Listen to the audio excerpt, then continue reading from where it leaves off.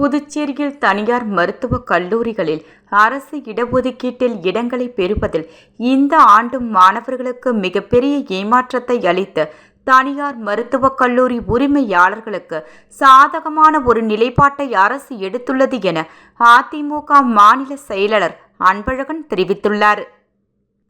தமிழகத்தில் முன்னாள் முதல்வர் ஜெயலலிதா ஆட்சியிலும் அதனைத் தொடர்ந்து நடைபெற்ற முன்னாள் முதலமைச்சர் எடப்பாடி பழனிசாமி தலைமையிலான ஆட்சியிலும் தனியார் மருத்துவக் கல்லூரிகளில் 65% இடங்கள் அரசின் இடஒதுக்கீட்டாகவும் 35% இடங்கள் நிர்வாக இடஒதுக்கீடு வழங்கவும் உரிய சட்டம் கொண்டு வந்தனர். அது தற்போதைய தமிழக ஆட்சியிலும் இதே நிலை தொடர்கிறது. ஆனால் புதுச்சேரி மாநிலத்தில் தனியார் மருத்துவக் கல்லூரிகளில் தேசிய மருத்துவ கவுன்சிலின் உத்தரவின்படி குறைந்தபட்சம் 50% இடங்களை பெறுவதற்கு கூட இவ்வித முயற்சியும் செய்யாமல் ஒவ்வொரு ஆண்டும் பஞ்சாயத்து பேசி தனியார் மருத்துவக் கல்லூரிகளுக்கு சாதகமான ஒரு நிலைப்பாட்டை அரசு எடுத்து வருவது கண்டிக்கத்தக்க ஒன்றாகும். தனியார் மருத்துவக் கல்லூரிகளில் மொத்தம் உள்ள 650 இடங்களில் 325 இடங்கள் குறைந்தபட்சம் அரசின் இடஒதுக்கீட்டாக பெற வேண்டும். ஆனால் இந்த ஆண்டு 242 இடங்கள் மட்டுமே அரசின் இடஒதுக்கீட்டாகவும் நீதிமன்ற உத்தரவின்படி கூடுதலாக ஒரு தனியார் கல்லூரியில் இருந்து 13 இடங்கள் சேர்த்து 255 இடங்கள் இந்த ஆண்டு பெறப்பட்டது. 325 இடங்கள் அரசின் இடஒதுக்கீடாக பெற வேண்டிய நிலையில் 700 இடங்கள் குறைத்து பெற்று அந்த இடங்களை தனியாருக்கு தாரை வார்க்கப்பட்டுள்ளது.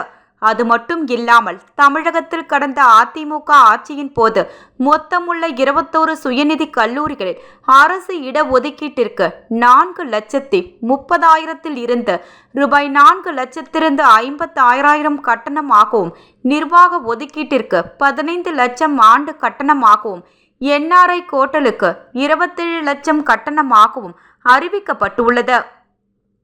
கூடுதலாக வேறு தலைப்புகளில் 60,000 ரூபாய் வரை பெறலாம் என்றும் அதற்கு மேல் எந்த கல்லூரியும் கூடுதல் கட்டணம் வசூலிக்க கூடாது என அறிவுறுத்தப்பட்டுள்ளது.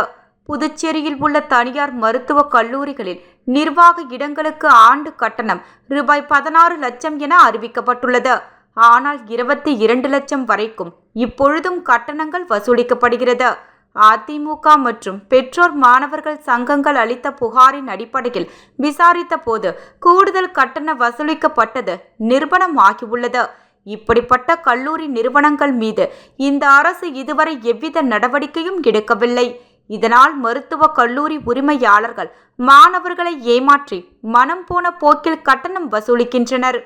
புதுச்சேரியில் மருத்துவக் கல்லூரி மாணவர்களுக்கான அரசு இடஒதுக்கீடு பெறுவதில் இந்த அரசு நிர்வாகம் தள்ளினத்தோடு செயல்படுகிறது. துணைநிலை ஆளுநரிடமும் இது குறித்து புகார் தெரிவித்துள்ளோம். துணைநிலை ஆளுநர் அவர்கள் மக்கள் நலன் சம்பந்தமாக பல்வேறு ஆய்வு கூட்டங்களை நடத்துகிறார். ஆனால் தனியார் மருத்துவக் கல்லூரியில் 50% இடங்களை பெற துணைநிலை ஆளுநரும் எவ்வித நடவடிக்கையும் எடுக்கவில்லை. தற்போது கூட்டப்பட்ட உள்ள சிறப்பு சட்டமன்ற கூட்டத்தில் தனியார் மருத்துவக் கல்லூரிகளில் அரசின் இடஒதுக்கீட்டாக 50% இடங்களை பெற சிறப்பு சட்டத்தை இயற்ற வேண்டும். மக்களுக்கு வழங்கப்படும் அரிசி கொள்முதலில் 1 கிலோவிற்கு 15 ரூபாய் கமிஷனராக அரசு உயரதிகாரிகளும் முதல்வரும் பெறுவதாக சட்டமன்ற எதிர்க்கட்சி தலைவர் திமுகவின் அமைப்பாளர் சிவா ஒரு பகீர் குற்றச்சாட்டை கூறினார்.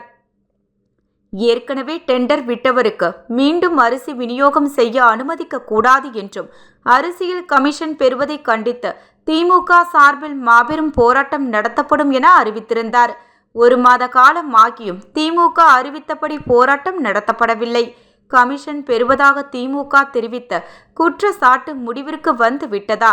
இல்லையெனில் திமுக சார்பில் ஏன் போராட்டம் நடத்தப்படவில்லை என திமுக அமைப்பாளர் சிவா அவர்கள் மக்களிடம் தெரிவிக்க வேண்டும். இவ்வாறு அவர் தெரிவித்தார்.